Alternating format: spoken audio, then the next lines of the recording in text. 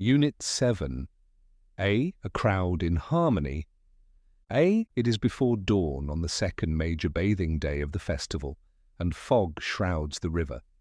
In a single day, tens of millions of people will bathe in the Ganges River here in Allahabad, India. In the moonlight, the crowds begin to swell on the riverbank. There are thousands here already, but the crowd is calm and united. There is no pushing or panic, only a sense of purpose as pilgrims enter the icy water to bathe and come out again. People cooperate and help one another. Afterward, they are joyful. B. As the day progresses, the number of people stepping into the river increases. Some splash in the water, some drop flowers into it, and others light oil lamps and set them floating on the river. There are men who splash into the water theatrically with swords in hand. There are unwilling children whose parents drag them in fully clothed. There are holy men dressed in bright orange robes with skin covered in sacred white ash. There are other devout men wearing the ash but little or no clothing, as their religion requires. There are people everywhere, but somehow, incredibly, no one is stepped on, no one is drowned, and no one is heard screaming for help. All is harmony. C. It is the Kumbh Mela, the largest and most sacred gathering of all Hindu pilgrimages.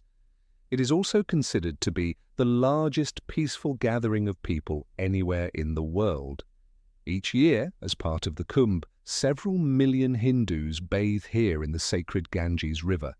Every 12 years, the gathering becomes much larger, and a giant tent city is set up to house the participants.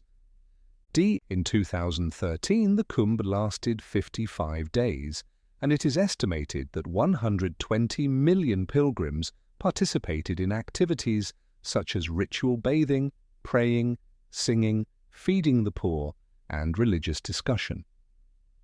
The Kumbh tent city covered more than 25 square kilometers. It was divided into 14 areas, each with its own hospital, police station, roads, grocery store, and supplies of electricity and drinking water, an extraordinary achievement. The basic crowd control strategy was to avoid dangerous overcrowding at hot spots, such as bridges and train stations. Incredibly well organized, incredibly clean, very efficiently run, said Rahul Mehrotra, a professor of urban design and planning at Harvard University, who observed the festival. 8 psychologists like Stephen Riker from the University of St Andrews in the UK suspect that crowds have a positive impact on the health of the individuals within them. What our research shows is that actually crowds are critical to society, he says. They help form our sense of who we are, they help form our relations to others, they even help determine our physical well-being.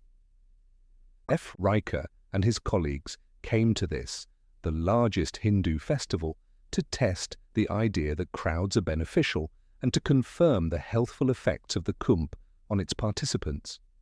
Before the start of the 2011 festival, his researchers went out into the Indian countryside to question a group of prospective pilgrims about their mental and physical health.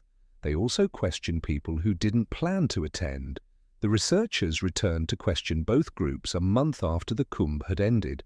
Those who stayed in their villages reported no real change over the period of the study. The pilgrims, on the other hand, reported a 10% improvement in their health, including less pain, less anxiety, and higher energy levels. What's more, the good effects lasted long afterward. G. Why should belonging to a crowd improve your health? Psychologists think a shared identity is the cause. You think in terms of we rather than I, explains Nick Hopkins from the University of Dundee in the UK. This way of thinking alters human relationships. Members of the crowd support one another, competition becomes cooperation, and people are able to achieve their goals in a way they wouldn't be able to alone.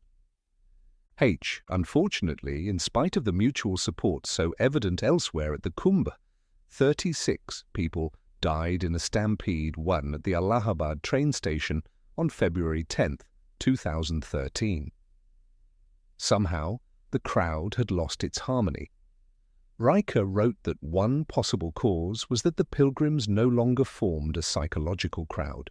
They no longer saw those around them as fellow pilgrims, but rather as competitors for seats on a train. Strangely, before this unfortunate incident, Riker had interviewed a pilgrim who was asked to describe the feeling in the crowd at the station. People think they are more powerful than you. They can push you around, she said. She was then asked to describe the feeling at the Kumb. People are concerned about you. They treat you in a polite manner. The stampede was an example of what can happen when the psychological cooperation of a crowd breaks down.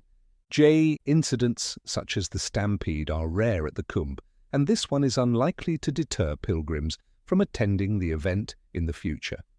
The police will undoubtedly learn from this experience and make the station safer. But in crowds as large as those at the Kumb, individuals must put their faith in the power of psychological cooperation, as Stephen Riker calls it. In other words, love thy neighbour.